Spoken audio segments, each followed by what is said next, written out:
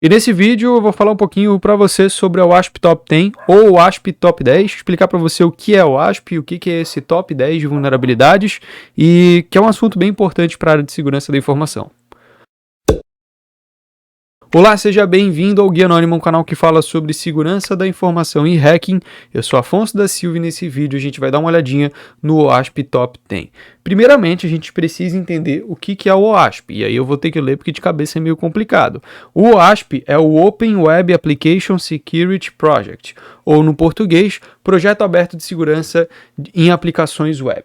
E é basicamente uma comunidade online, a gente pode dizer, que cria e disponibiliza de forma gratuita artigos, metodologias, documentações, ferramentas e tecnologias no campo de segurança da informação, focado, obviamente, em aplicações web.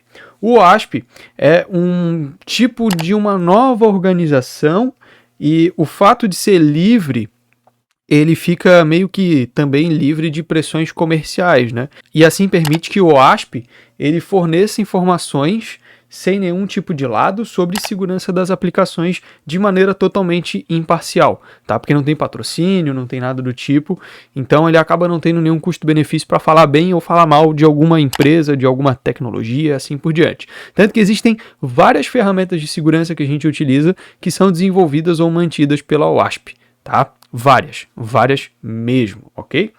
O OWASP Top 10 ele é basicamente um documento de conscientização para a segurança de aplicações web e ele representa, tá, um amplo consenso sobre o que são as falhas de segurança em aplicações web mais importantes e elas são definidas por membros do projeto, tá? Que incluem uma variedade de especialistas em segurança da informação de todo mundo que compartilham seus conhecimentos para produzir essa lista, para produzir esse relatório.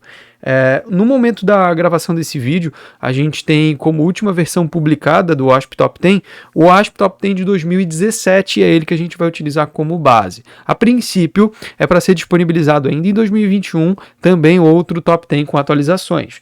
Contudo, a gente vai fazer o vídeo sobre o de 2017, que já está há um tempo publicado no mercado, beleza? Então, o OWASP Top 10 ele é dividido em algumas categorias, que vão do A1 até o A10, obviamente, e a gente vai passar por cada uma dessas categorias, mas eu já gostaria de frisar que diversas dessas vulnerabilidades a gente já explicou aqui no canal, numa playlist que, se eu não estou enganado, é chamada Vulnerabilidades e Técnicas, que está aqui no card, tá? Então, se você der uma olhadinha aqui no card, a gente já fez uma playlist onde a gente destrinchou várias vulnerabilidades presentes no OWASP Top 10, beleza? Então vamos lá, o A1 do OWASP Top 10 é o Injection, e dentro do Injection a gente tem vários tipos de falha de injeção, ok? E aí a gente tem falha de injeção como, por exemplo, SQL, NoSQL, Sistema Operacional e o LDAP Injection. Então aqui a gente tem o SQL Injection, NoSQL Injection, injeções de sistemas operacionais diversos, então ele é o A1 do Top 10, tá? Ele é o primeiro, o que é mais significativo, o que mais ocorre assim por diante, que é a falha de injeção, e aqui não entra o XSS, tá? O XSS não é uma injeção, beleza? Ele entra em outro A, que a gente já vai falar sobre.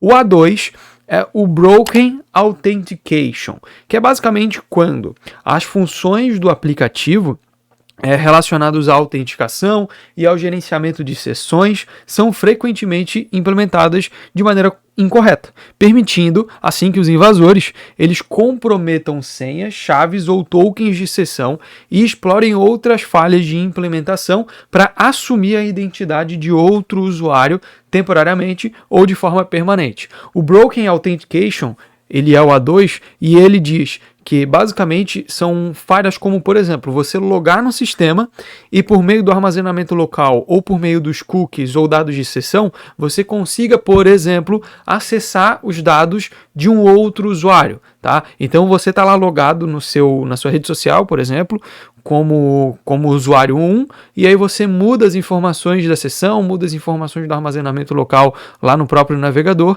e você acaba assumindo o usuário 10, por exemplo.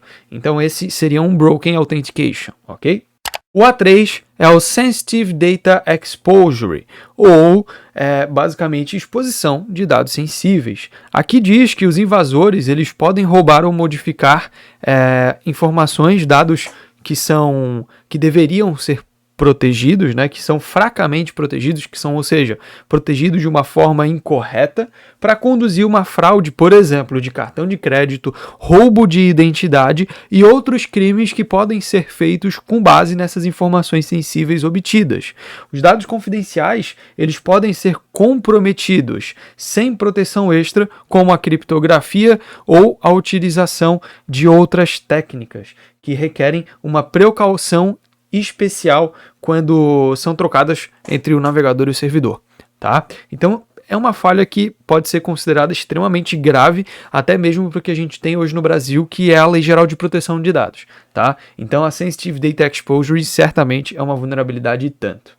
Outra vulnerabilidade que a gente já falou aqui, inclusive há pouco tempo no canal, tem um vídeo específico sobre ela, que é a XXE, ou a XML External Entities, onde a gente tem entidades externas que podem utilizar para divulgar arquivos internos usando o sistema de identidades mal configurado de um XML, de um servidor. E aqui é basicamente o seguinte, quando a gente tem a possibilidade de estar utilizando alguma entidade externa para obter informações sensíveis dentro de um server, tá? E aí você consegue obter arquivos e assim por diante, mas se você quiser entender um pouquinho mais sobre essa falha em específico, a gente já fez um vídeo sobre ela e apenas sobre ela. Broken Access Control, que é basicamente quando as restrições sobre o que o usuário autenticado tem permissão para fazer, muitas vezes não são aplicadas da forma adequada. Ou seja, o invasor ele pode explorar essa falha para acessar funcionalidades que ele não tem acesso, tá? Que os dados dele não autorizam. Então, por exemplo, você está lá como um usuário de um serviço na internet. Você não pode, por exemplo, alterar informações de outros usuários. Vamos supor que você encontra uma brecha no sistema e consegue alterar um e-mail ou consegue alterar o nome de algum outro usuário. Isso seria um Broken Access Control ou um controle de acesso quebrado, né? É quando o controle de acesso ele não funciona da forma que ele deveria. Beleza?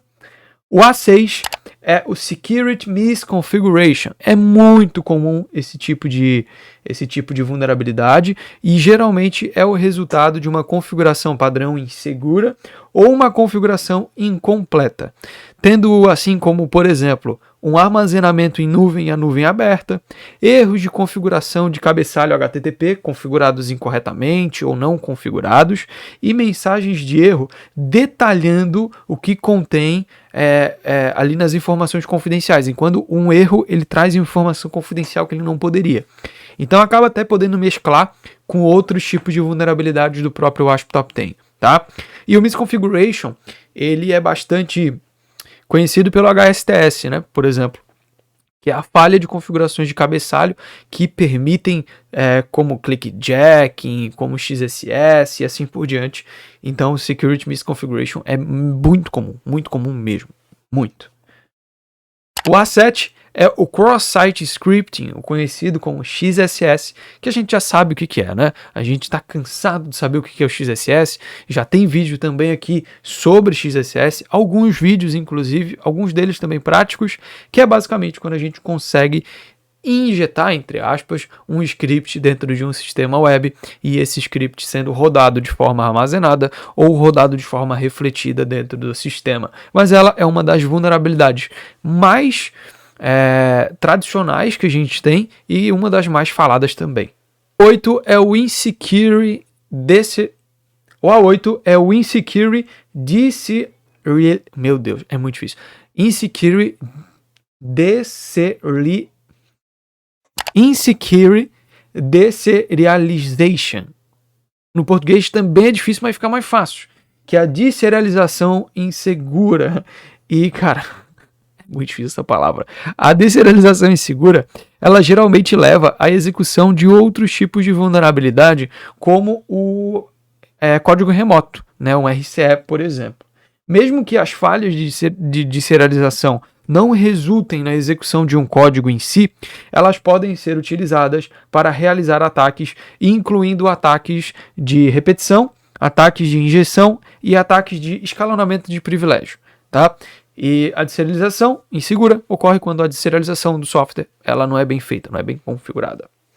O A9 tem um nome bem extenso, que é o Using Components with Kno Vulnerabilities, que basicamente são quando componentes, ou seja, bibliotecas, estruturas e outros módulos do software, eles são executados com o mesmo privilégio do próprio aplicativo, da própria aplicação. E assim, se um componente desses ele é vulnerável, ele pode acabar trazendo problemas para a aplicação no geral e sendo explorado. Esse tipo de ataque, ele pode facilitar a perda de dados e o próprio controle do servidor. É quando, por exemplo, você instala um software no seu Windows, no seu Linux e coloca o chmod 777, permissão de root para ele ali, para ele fazer o que ele bem entender.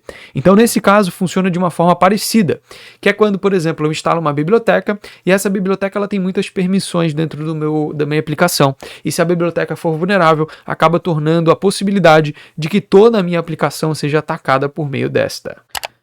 O A10 e último é o insuficiente logging e monitoring, o registro e monitoramento insuficiente, juntamente com a integração ausente ou ineficaz com as respostas de incidente ineficazes, permitem assim que os invasores ataquem ainda mais os sistemas e mantenham a persistência, fazendo o pivô para mais sistemas serem adulterados, né? E extraiam informações, dados sensíveis, sem nenhum tipo de problema. E segundo os estudos ali de 2017, demora até 200 dias para que o invasor ele seja detectado em média em um sistema. Então, tu invadiu o sistema, em média daqui a 200 dias você vai ser detectado por alguém lá de dentro. Beleza? E aqui basicamente é quando a gente não tem um login rico em informações e não possui um monitoramento para saber a saúde da segurança do seu sistema. E aí seria mais uma parte de verificação mesmo de Blue Team, né? Não é uma vulnerabilidade ativa de Red Team, ele é uma vulnerabilidade de estrutura, né? Infraestrutura e assim por diante. Como eu já disse, a gente fez vários vídeos sobre várias dessas vulnerabilidades dentro de uma playlist aqui no canal, e se você quiser saber mais sobre o ASP Top 10, a gente vai estar deixando um link no comentário fixado. Beleza? Então não se esqueça de dar uma olhada também aí na descrição, porque nela a gente tem os nossos cursos de segurança da informação e hacking. Alguns desses cursos eles exploram essas vulnerabilidades, eles mostram essas vulnerabilidades, como que elas funcionam e tudo mais. E outros cursos têm como objetivo te ensinar outras coisas, como utilizar ferramentas de segurança da informação ou fazer com que você desenvolva suas próprias ferramentas para hacking. Então dá uma olhada aqui na descrição, que são cursos bem relevantes para que você aprenda um pouco mais sobre segurança da informação, beleza? Então é isso, muito obrigado, não se esqueça aí de deixar o seu like, se inscrever aqui no canal, comentar, porque o seu comentário é bastante importante, e compartilhar esse vídeo com seus amigos. Muito obrigado e até mais.